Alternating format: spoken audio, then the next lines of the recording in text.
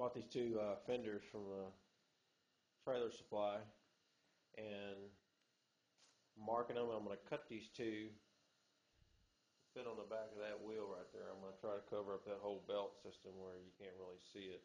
I put a string line on there from this corner all the way to that corner. That's where I'm going to cut it. And the other one's going to go the same way, the opposite direction.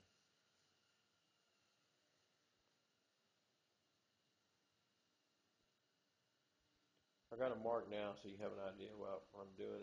In between these two, I'm going to put a bar, a 2-inch bar that comes down in the middle of them, which the center piece will be cut out.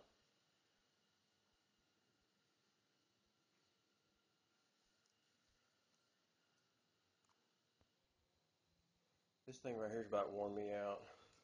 Now I know why they have professional benders when they do the bending on these pipes.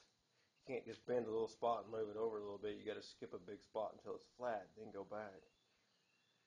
But you can see I can't have it flat on the ground because this piece of pipe down here is in the way. But this is my, I guess you call it backbone of the back fender. I'm going to take this piece of pipe and split it down the sides, and that way you won't see the bottom part of it. I'm trying to get rid of some of that weight on the back too. This is a heavy bike, probably the heaviest bike. A little bit further now, I've got that piece of bent pipe on there. I'm going to cut it off at the back. It's not going to go down that far. Like you can see, lift it up and down like a trunk. Just pivoting on that piece in the front. Just have to take the whole thing back apart and work on it.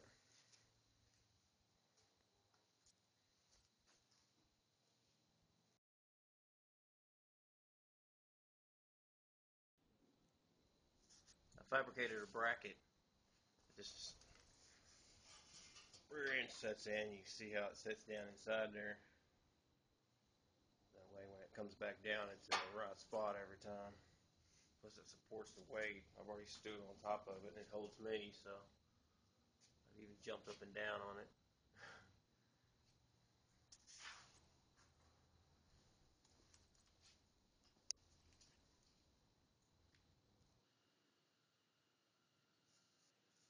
Getting ready to have to wrap this whole thing in metal.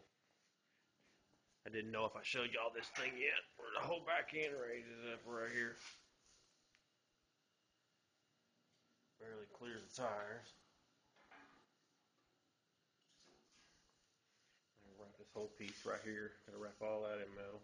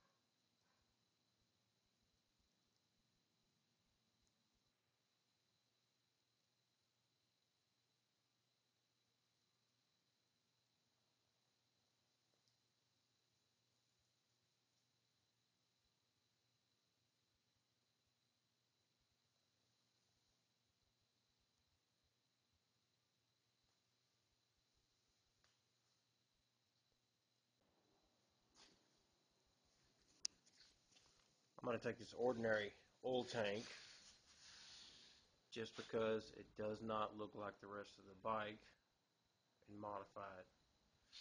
It's made for a battery that would stand up inside there. I'm going to get it to lay down in there so to get it to look just like the rest of it.